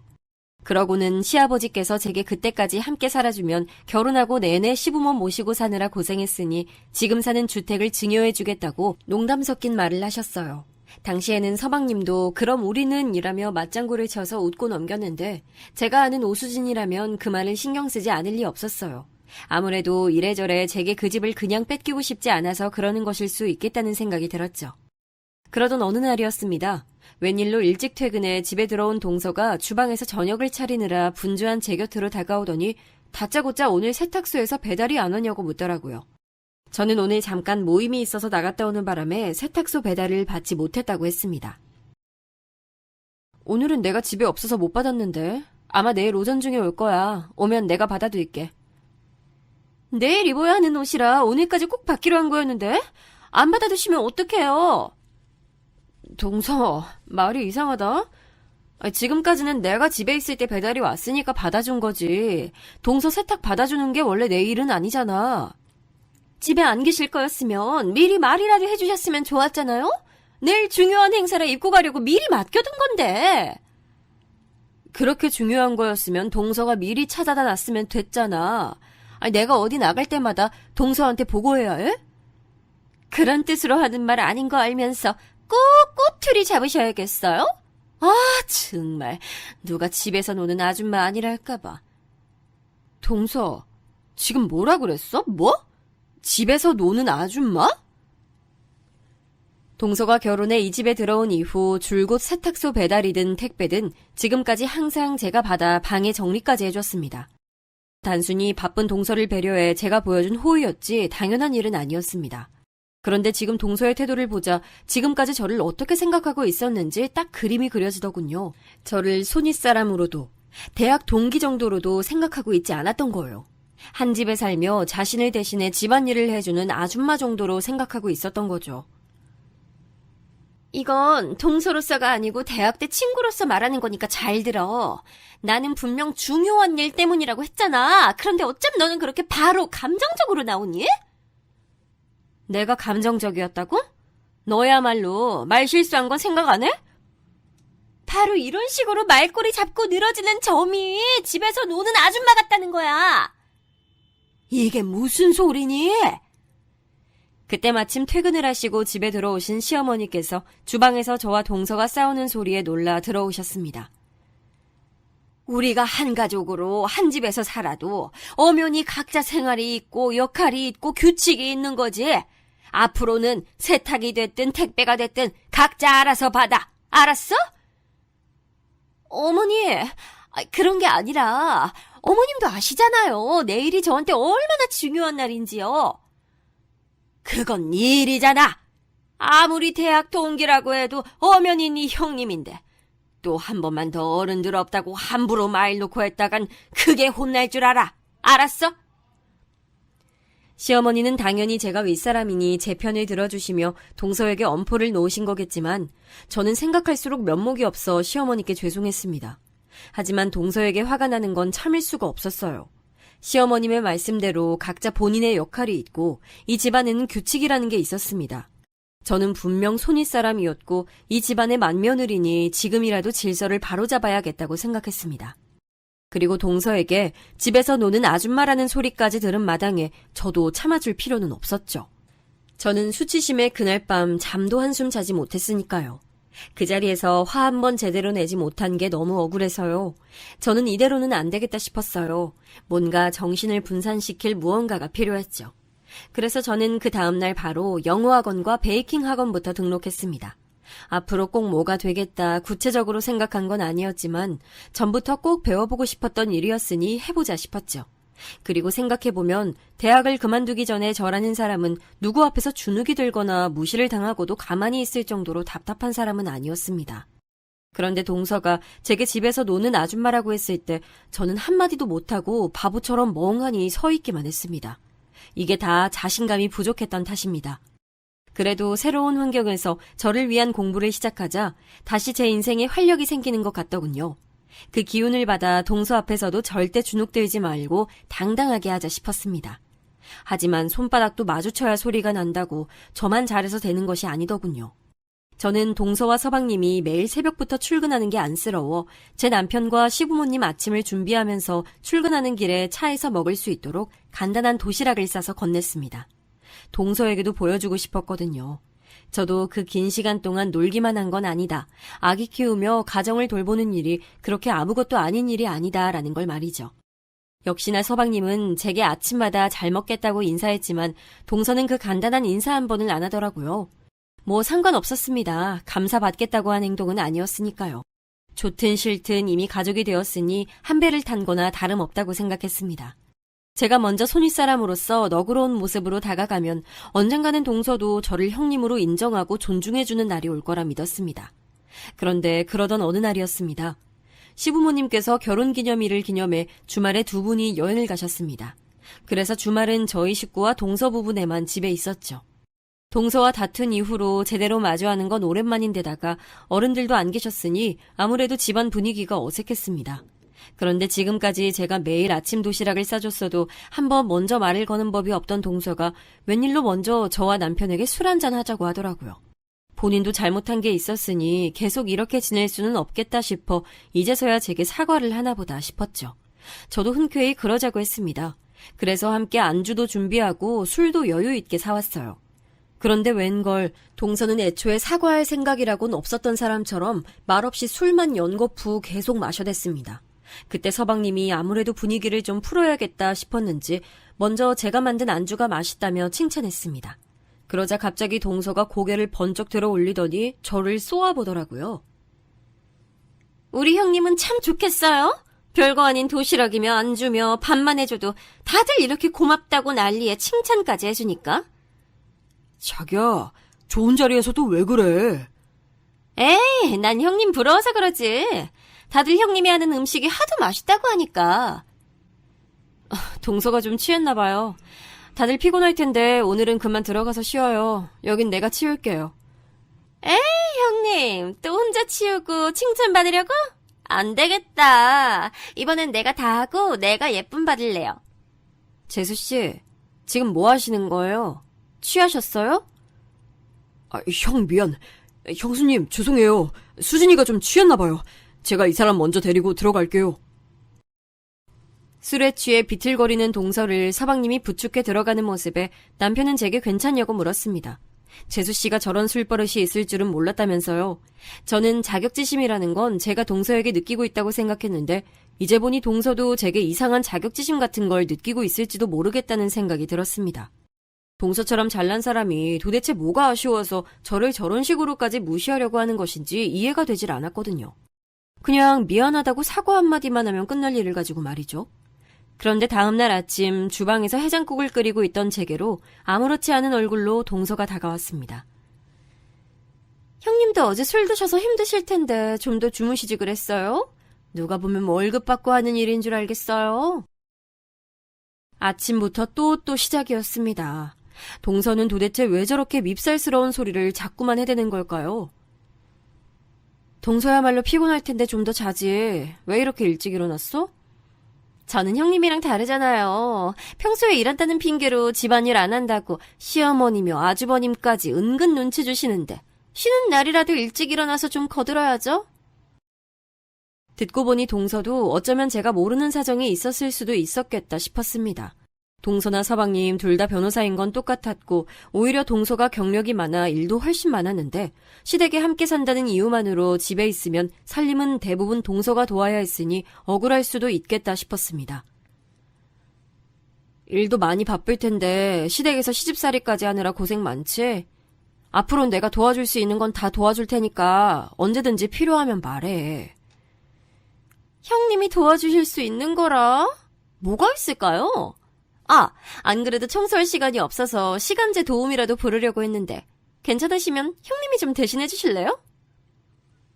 그럼 그렇지. 잠시라도 저와 동서가 어쩌면 같은 편일지도 모르겠다는 생각에 잠깐의 기대를 해봤지만 역시나 착각이었습니다. 동서는 그냥 심보가 뒤틀릴 대로 뒤틀린 고약한 성미를 가진 사람이었어요. 동서, 자꾸 왜 그래? 나도 동서 다 마음에 드는 거 아니지만 우리가 이미 가족으로 만난 이상 최소한 잘 지내려고 노력은 해봐야 하는 거 아니야? 대학 때부터 착한 척, 성실한 척, 내숭 떨면서 애들 선동하고 잘난 척하는 건 익히 잘 알고 있었는데 어쩜 결혼해서도 그렇게 똑같아? 시댁 식구들 앞에서까지 꼭 그렇게 착한 척을 해야겠어? 뭐? 동서, 어머님 말씀 잊었어? 어른들 없을 때도 말 놓지 말고 집안 질서대로 하라고 하신 거. 새파랗게 어린 게 발랑 까져서는 사고쳐서 결혼한 게 무슨 자랑거리라고. 먼저 결혼 좀 한 걸 가지고 자꾸 형님 흉내를 내? 동서의 말하는 모양새를 보아하니 처음 시댁에 인사 왔을 때부터 이미 저와 대학 때 사이가 썩 좋지 않았다는 것도 알고 있었는데 지금까지 모르는 척하고 있었던 것 같더라고요. 내숭을 떠는 건 제가 아니라 본인이면서 도대체 무슨 소리를 하는 건지 모르겠더군요. 너 대학 때 있었던 일 다 기억하고 있었구나. 그때 족보 돌린 거 나라고 한 것도 너 맞지? 그걸 이제야 알았어? 그 족보 돌린 거 나야. 근데 네가 자꾸 잘난 척 재수없게 굴길래 일부러 교수님한테 네가 그런 거라고 내가 거짓말했어. 뭐? 너 진짜... 내가 그때 그 교수님한테 찍혀서 내내 학점 망해서 얼마나 속상했는데 그런 짓을 일부러 했다고? 어차피 임신해서 학교도 졸업 못했으면서? 너한테 학점이 무슨 소용이라고 개오바야. 뭐 개오바? 있지도 않은 일을 가지고 교수님까지 속여서 아무것도 모르는 사람을 곤란하게 만들어놓고 너 진짜 뻔뻔하다. 저는 동서의 뻔뻔함에 기가 차서 말문이 떡하니 막혀버렸습니다. 결혼하고 지금까지 저에게 저렇게 막무가내로 굴고 싶었을 텐데 시부모님이나 가족들 앞에서 참느라 얼마나 힘들었을까 싶더군요. 그리고는 서방님이 주방으로 나오자 금방 아무 일도 없었던 것처럼 입을 딱 다물더라고요. 그리고 며칠 뒤 아무래도 제가 식구들에게 대학 때 일을 이야기라도 할까봐 걱정됐는지 제 방에 찾아와서는 다 지난 일이고 자신도 옛날 일에 대해 많이 반성하고 있으니 잊어달라며 갑자기 180도 달라진 태도로 나오더라고요. 순간 옛날 일을 가지고 따져 물은 제가 민망할 정도로 정중하게 말이죠. 그래서 저도 다 지난 일을 끄집어내 가족들에게까지 말할 생각은 없었다고 걱정하지 말라고 이야기하며 앞으로 잘 지내자고 했습니다. 그런데 그 자리에서는 분명 동서도 잘하겠다고 말해놓고서는 또 얼마 지나지 않아 동서의 만행은 다시 심해지더군요. 시부모님이나 가족들이 없는 자리에서는 아예 저를 형님은커녕 가족 취급도 하지 않으면서 저를 노골적으로 무시하기 시작했어요. 하루는 명절을 앞두고 둘이 함께 장을 보러 간 적이 있었습니다. 그런데 장을 보는 내내 동서는 아무 말도 없이 카트만 끌고 다니더라고요. 그래서 저는 동서에게 시부모님이 좋아하시는 메뉴나 명절 때 주로 만드는 반찬 같은 걸 이야기해줬습니다. 동서도 저희 식구니 당연히 알고 있어야 한다고 생각했으니까요. 그런데 동서는 들은 척도 안 하면서 계속 카트만 밀고 다니더라고요. 저는 그런 동서의 태도에 기분이 나빠 결국 저를 무시하는 동서의 앞을 가로막으며 카트를 세게 붙잡아 멈췄습니다. 그리고 내 말이 안 들리냐고 언성을 높였죠. 무식하게. 사람들 많은 데서 왜 소리를 지르고 그래? 못 배운 거 티내니? 동서, 자꾸 정말 이럴 거야? 내가 동서한테 뭘 어쨌다고 이래? 너는 끝까지 동서 하면서 어지간히 나한테 형님 취급받고 싶은가 본데. 어쩌지? 나는 널 내 손윗사람으로 생각하질 않는데. 나라고 너랑 이렇게 한 집에서 지내는 게 좋아서 그러겠어? 어차피 이미 한 식구 됐으니 싫어도 할 도리는 하고 살아야지. 도리? 살림도 척척 잘하고 애도 법대까지 보낼 정도로 잘 키우는 너나 이 집 맏며느리로서 도리해. 난 그딴 한찮은 일 할 생각 전혀 없으니까. 하찮은 일이라고? 저는 참아보려고 했지만 그만 눈물이 왈칵 쏟아지고야 말았습니다. 동서가 저를 싫어해서 상처를 주려고 작심하고 하는 소리라는 걸 알면서도 참아지지 않았죠. 저는 마트에서 장도 보지 못한 채 그대로 집으로 돌아왔습니다. 그리고 며칠을 알아누웠어요. 시부모님과 남편은 도대체 무슨 일이냐고, 장도보다 그냥 올 정도로 아픈 거면 병원에 가봐야 하는 거 아니냐고 걱정했지만 저는 몸이 아픈 게 아니라 동서 때문에 화병이 난 것이라고 말했죠. 사실 동서가 처음 만났을 때부터 은근 저를 무시했었는데 그때도 저는 괜한 자격지심 때문에 착각한 것이라 여기며 넘어갔다. 그런데 마트에서는 아예 저를 대놓고 무시했다고 사실대로 얘기했어요. 그리고 도저히 저는 동서와 함께 살 수 없다고 말했죠. 제 말 한마디에 순식간에 집안 분위기는 싸늘해졌습니다. 시부모님께서도 화가 많이 나신 것 같았어요. 명절날 며느리들끼리 싸움이 난 것도 말이 안 되는데 어디 감히 손아래 동서가 손위 동서를 무시하고 문제를 일으키냐면서요. 저도 일을 이렇게까지 만들고 싶진 않았지만 어쩌겠습니까. 저는 지금까지 최대한 많이 참고 동서와 어떻게든 잘 지내보려 노력했습니다. 하지만 그런 제 노력을 다 물거품 만들어버린 건 항상 동서였죠. 저는 동서가 제게 사과를 할 때까지 다신 말도 섞고 싶지 않다고 했어요. 그런데 갑자기 이를 들은 동서가 바닥에 주저앉더니 눈물을 흘리며 울분을 토해내더군요. 뜬금없이 제가 일찍 결혼해서 예쁜 아이도 낳고 어머님 아버님의 사랑을 독차지하는 게 부러워서 그랬다네요. 사실 저도 결혼하고 내내 노력은 하고 있는데 제 마음처럼 아이가 생기질 않아서 스트레스를 많이 받았나 봐요. 형님, 제가 실수했어요. 너무 죄송해요. 처음 듣는 이야기였습니다. 제가 알기론 분명 동서는 전혀 아이를 낳을 생각이 없는 걸로 알고 있었는데 갑자기 이런 상황에서 아이가 생기지 않아 스트레스라니요. 분명 지금 이 상황을 벗어나기 위한 핑계로 밖엔 들리지 않았습니다. 하지만 그런 사정을 알 리 없는 가족들은 동서의 말을 다 믿는 눈치였죠. 둘째야, 우리가 손주가 보고 싶은 마음에 너를 너무 힘들게 했구나. 절대 널 힘들게 하려고 그런 거 아니야. 안 생기면 할 수 없는 거지. 그래, 네 시어머니 말이 맞아. 아이 문제로 절대 스트레스 받을 필요 없어. 너희 부부만 행복하게 잘 살면 우린 그걸로 됐어. 이야기의 흐름은 분명히 제가 생각했던 방향으로 흐르지 않았습니다. 오히려 다시는 시부모님께서 동서에게 아이 얘기는 꺼내지 않을 명분을 만들어준 셈이었죠. 그 순간 알았습니다. 동서는 제가 생각했던 것보다 더 보통이 아니라는 사실을요. 아주 어마어마한 불엿이었습니다. 역시 변호사는 아무나 하는 게 아니었어요. 그날 이후 저는 홀로 마음속에 작은 백기를 들었습니다. 제가 저런 불려시를 이길 수는 없겠다는 확신이 들었죠. 그래서 저는 그냥 예전의 저로 돌아가기로 했습니다. 동서가 이 집에 들어오기 전처럼 말이죠. 저는 저대로 가족들 내조를 하고 집안일에 매진하기로 했습니다. 그리고 베이킹과 영어 공부도 꾸준히 열심히 했죠. 그리고 보란 듯 동서와 서방님 방 청소나 세탁까지 신경 써서 도와줬어요. 그러던 어느 날이었습니다. 세탁소에서 배달 온 동서와 서방님 옷을 받아 동서 부부의 방 안에 넣어주러 들어갔는데 우연히 동서의 화장대 위에서 난임센터 광고를 봤어요. 시부모님께서 괜찮다고야 하셨지만 사실 서방님은 항상 아이가 하나는 꼭 있었으면 좋겠다는 말을 은연중에 하고는 했으니 동서 나름대로는 난임센터까지 다니며 노력 중인가 보다 싶었어요. 그러다 며칠 후 저는 오랜만에 대학 친구들을 만나게 됐습니다. 친구 아이의 돌잔치였거든요. 이때 동서의 아주 큰 비밀을 알게 됐죠. 워낙 오랜만에 만난 친구들은 당연히 저와 동서의 사이를 궁금해했습니다. 대학 동기와 동서 사이가 된 느낌이 어떠냐면서요. 저는 아무리 친구들이라도 남에게 가족 험담을 해봐야 그게 다 제 얼굴에 침 뱉기니 그냥 서로 바빠 얼굴 볼 시간도 없어 사이가 좋고 나쁜 것도 없다고 대충 둘러대며 오늘 돌잔치의 주인공인 친구에게 말을 돌렸습니다. 우리 나이에 어떻게 그렇게 금방 아이가 생겼냐고요. 그러자 친구는 결혼 얘기가 나왔을 때부터 어떻게든 하나만 낳겠다 마음 먹고 전투적으로 노력했답니다. 대학 때는 남자친구 얘기만 나와도 부끄러워서 어쩔 줄 몰라 했던 친구들이 어느새 다 아줌마가 돼서 부끄러운 줄 모르고 아무 얘기나 막 하더라고요. 그러다 한 친구가 다시 제 동서 얘기를 꺼냈습니다. 근데 걔 수진이는 루프 제거 수술했겠지? 아니면 애 안 낳는다고 했으니까? 처음부터 남편이랑 합의하고 결혼한 건가? 뭐? 그게 무슨 소리야? 수진이면 우리 동서? 동서가 루프 시술을 받았다고? 어머, 너 몰랐구나. 걔 대학 때부터 애 안 낳고 즐기기만 할 거라고 입이 마르게 얘기하고 다녔잖아.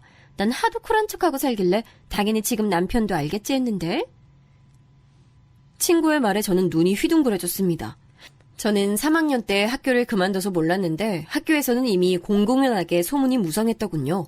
가족인 저도 몰랐던 일이었는데 사실은 동서 친정 부모님께서 미국에서 변호사로 계신 건 맞지만 대학 때 두 분이 이혼하셨답니다.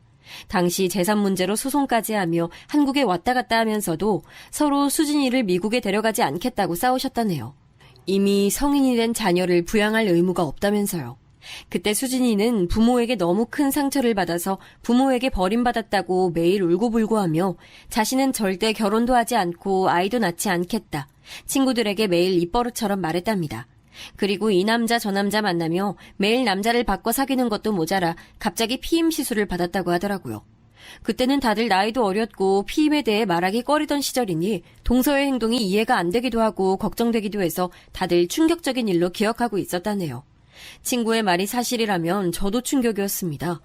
동서 친정 부모님께서 이혼하셨다는 사실도 저희 시댁에서는 전혀 모르고 계셨으니 그것도 충격이었지만 만약 동서가 아이를 원하지 않아서 정말 피임 시술을 받은 상태로 결혼을 했고 서방님을 속이고 계속 난임센터를 다니고 있는 척을 하는 거라면 이건 명백한 사기 결혼 혹은 저희 시댁을 모욕하고 있다고 생각할 수밖에 없었습니다.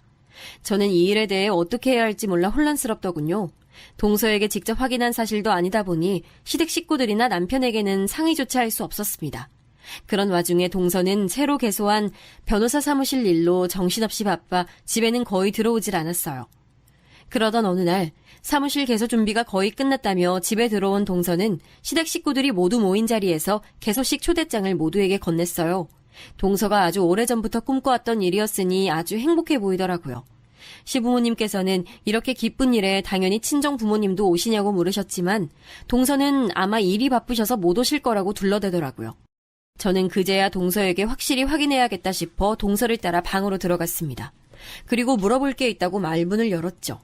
얼마 전 대학 동창 아기 돌잔치에 갔다가 이상한 소리를 들었다고요. 그러자 동서의 얼굴은 차갑게 굳어 낯빛이 창백해지더군요. 저는 친구들에게 들은 이야기가 사실이냐고 따져 물었습니다. 그러자 지난번에 제가 동서 화장대에서 보았던 난임센터 광고지를 보여주더군요. 넌 걔네들이 하는 말을 설마 믿는 거야? 내가 피임 시술을 받았으면 뭐하러 난임센터까지 다녔겠어? 동서의 억울해하는 표정과 지난번 아이가 생기지 않아 힘들다며 눈물까지 흘리던 모습이 겹쳐지며 정말 내가 동서를 오해하고 있나라는 생각까지 들었습니다. 사실 아이 낳을 생각 없었다는 거 사실이야. 대학 때 친구들한테 그렇게 말한 것도 사실이고. 그런데 남편 만나고 나서 생각이 바뀌었어.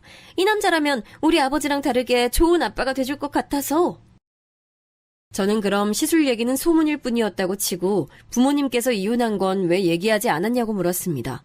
그러자 동서는 저희 부모님께서 처음부터 화목한 가정에서 자란 며느리를 원하셔서 얘기하지 못했답니다. 그러면서 안 그래도 자신도 계속 마음에 걸려 기회를 봐서 말씀드리려고 했다면서 자신이 차차 말씀드릴 테니 그때까지만 비밀을 지켜달라고 부탁하더라고요. 저는 설마 이런 걸 가지고 가족을 속이겠나 싶으면서도 동서에게 한두 번 당하나 싶어 우선 그 자리에서는 알았다고 둘러대고 나왔습니다. 그리고 며칠 후 동서 방에서 보았던 난임센터를 찾아가 보기 위해 다시 난임센터 광고지를 확인하러 동서 방에 들어갔어요. 저도 이렇게까지 해야 하나 싶었지만 막상 들어가 보니 잘했다 싶었습니다. 난임센터에 확인할 필요도 없이 난임센터 광고지를 뒤적이던 순간 안에서 웬 종이 하나가 떨어지더라고요. 열어서 확인해보니 다름 아닌 루프 재시술 진단서와 시술 영수증이더군요. 전해한 시술 기간이 지났는지 동서가 재수술은 했나 보더라고요. 역시나 제 예상대로 동서가 제게 둘러댄 말은 거짓이었습니다. 이제는 확실한 증거까지 제 눈으로 확인한 마당에 어떻게 하면 좋을까 고민하던 중 동서 사무실 개소식 날이 다가왔습니다. 저는 그래도 좋은 일이니 축하해주고 싶은 마음에 없는 솜씨를 부려 각종 쿠키와 다과를 직접 만들어 갔습니다. 그런데 제가 또 간과하고 있던 게 있더군요. 오수진, 제 하나뿐인 동서가 제가 생각한 것보다 훨씬 더 사악하고 못된 년이라는 걸 말이죠. 글쎄, 개소식 입구부터 안내 직원들이 서 있는데 저를 보자마자 못 들어가게 막아서더라고요. 명분은 법조인이 아닌 사람은 들어올 수 없다는 게 이유였습니다. 저는 너무 기분이 상해서 어쩔 줄 모르고 서 있었는데 글쎄 동서가 팔짱을 켠 채 성큼성큼 제 앞으로 걸어오더라고요. 형님! 와, 진짜 여기로 왔네요? 근데 어쩌죠? 오늘은 법조인들끼리만 모이는 자리라 그만 돌아가 주셔야겠어요? 동서, 정말 해도 너무한다. 어떻게 나한테 이럴 수 있어? 왜요? 형님이 제 비밀 좀 쥐고 있다고 해서 제가 형님 말에 덜덜 떨면서 떠받들어 모셔야 돼요? 그런 뜻 아니잖아. 동서 개소식 날인데 가족인 내가 못 들어간다는 게 말이 돼? 가족? 피 한 방울 안 섞인 우리가 어떻게 가족이에요? 시부모님 돌아가시면 남남인데.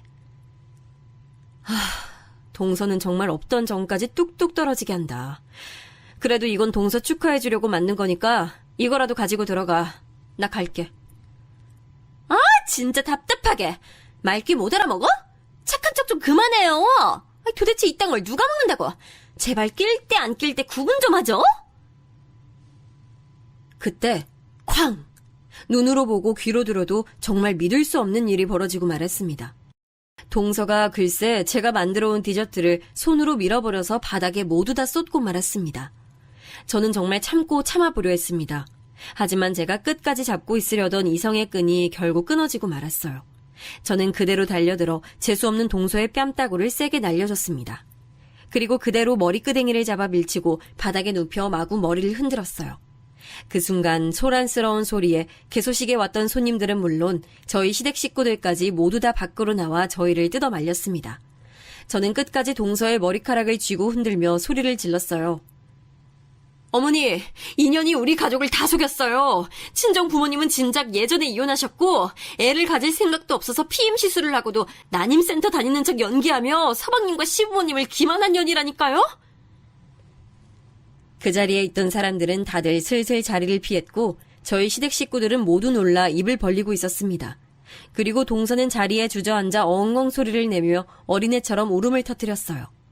동서의 법조인 지인들이 잔뜩 모인 그 자리에서 시부모님은 세상 살다 너처럼 음흉한 애는 처음 봤다면서 매몰찬 얼굴로 사무실을 나와버리셨어요.